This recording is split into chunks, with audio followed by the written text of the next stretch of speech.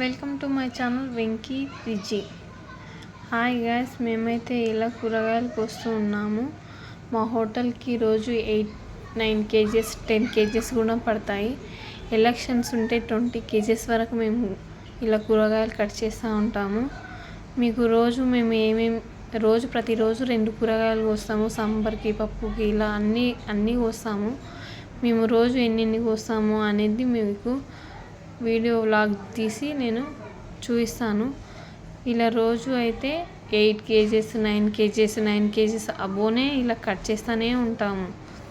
Hotel గిరాకీ చెప్పి రాదు కదా, అలా అని ఇలా ఎంతవరకు అంటే అంతవరకు కోస్తూనే ఉంటాము. డైలీ ఒక విధంగా కాకుండా ఎన్నో విధాలుగా కట్ చేస్తూనే ఉంటాము. చూడండి, ప్రతిరోజు ఇలా మేము కోస్తూనే ఉంటాము. మీకు ఎన్నెన్ని కూరగాయలు కోస్తామనేది మీకు మేము రోజు చెప్తాము. చూడండి ఎలా ఉందో చూసి కామెంట్ చేయండి, సబ్స్క్రైబ్ చేయండి ప్లీజ్.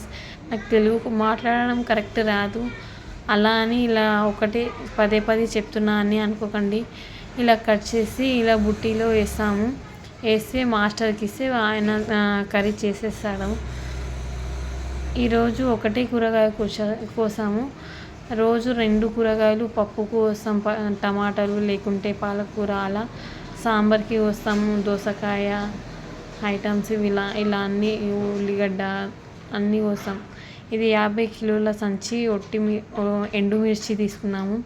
కారం పొడి కొట్టడానికి కావాలి కదా, హోటల్కి అవసరం అని ఇలా ఎండబెట్టి పని మనిషికి చెప్పామన్నట్టు పని మనిషితోన తొడిమిలు తీయించి మిషన్కి వేపించుకొని వస్తాము కారం పొడి. ఇది పచ్చిమిర్చి అండి, 2 సంచులు తీసుకున్నాము. ఇవి 50 కిలోలు.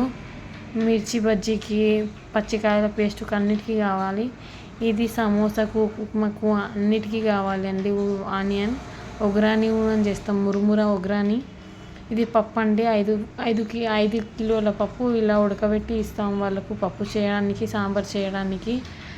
ఇంకా ఇవి ఆలుగడ్డలు అండి, సమోసాకు ఆలుగడ్డలన్నీ ఉడకబెట్టి ఇస్తాము. వాళ్ళు అక్కడ ప్రిపేర్ చేసుకొని అన్నీ అక్కడ చేస్తారన్నట్లు.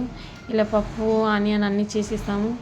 ఇది చట్నీ అండి, వడకు, ఇడ్లీకి అన్నిటికీ చట్నీ కావాలి కదా, చట్నీ అండి ఇదంతా. ఇది స్టాక్ అండి, వాటర్ బాటిల్స్ సేల్స్ కోసము, అందుకే ఒకటేసారి స్టాక్ తెచ్చి పెట్టాము. ప్లీజ్ అండి, లైక్స్